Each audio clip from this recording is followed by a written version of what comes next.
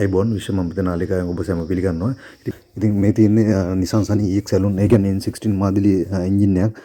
ඒ කියන්නේ මේ එන්ජින් එකේ අපි ඉහළ හෙඩ් කොටස ගලවලා තියෙනවා. මේක ඩුවල් කැම් 16 වැල් දරනවා. එතකොට මෙහිදී වෙලා තියෙන්නේ ගෑස්කට් ගිහිල්ලා තියෙනවා. ඇත්තටම ගෑස්කට් ගිහිල්ලා ගියපුවාම මේ වතුර මිශ්‍ර වෙලා තියෙනවා. ඔයාලට පේනවා මේ පිස්ටන් උඩ වතුර තියෙනවා. ඒතර ඔයිල් තියෙනවා. වතුරයි ඔයිලුයි මිශ්‍ර වෙලා තියෙනවා. ඒ කියන්නේ ගෑස්කට් එකකින් අපි ඇත්තටම බලාපොරොත්තු වෙන්නේ එන්ජින් එකේ ඉහළ කොටස රිපෙයාර් එකේදී හෙඩ් එක ගලවලා ඒ කියන්නේ මුදුන් කොටස සීමාව ගලවලා අයින් කරන එක. ඒතකොට එන්ජින් ඉහළ කොටස මුදුන් කොටස ගලවලා අයින් කරන එක සම්බන්ධ කරන්නේ ගෑස්කට් එකෙන්. ඒතකොට ගෑස්කට් එක තමයි ගිහිල්ලා තියෙන්නේ. ගෑස්කට් එක යන විවිධ හේතු තියෙනවා. ඒතකොට රේඩියේටරේ බ්ලොක් වුණාම එන්ජින් එකේ හීට් එක අධික වෙලා යනවා. එතකොට රේඩියේටර් හෝස් එක පුරවම ගෑස්කට් එක යනවා. එහෙම නැත්නම් ඔයාලගේ නොසලකිල්ලෙන්. එහෙම නැත්නම් ජලය රේඩියේටරේ ජලය හරියට දාලා නැහැ. එතකොට ලික්විඩ් එක හරියට දාලා නැහැ. මේ වෝටර් කූලර් එක හරියට දාලා නැහැ. ඒ නිසාත් ගෑස්කට් යන්න බලපානවා.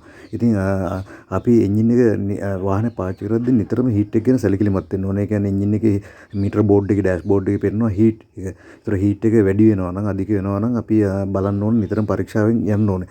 තව දෙයක් තමයි ගෑස්කට් යන්න තව බලපානවා මේ රේඩියේටර් ෆෑන් එක. රේඩියේටර් ෆෑන් එක වැඩ කරන්නේ නැති වුණාම හීට් එක අධික වෙනවා.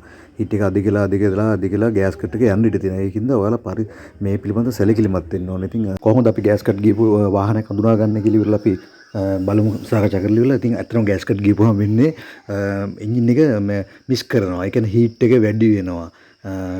දුමාලේ එනවා. එතකොට ඔයිල් පැත්තෙන් දුමාලයක් එනවා. බොයිල් වෙනවා.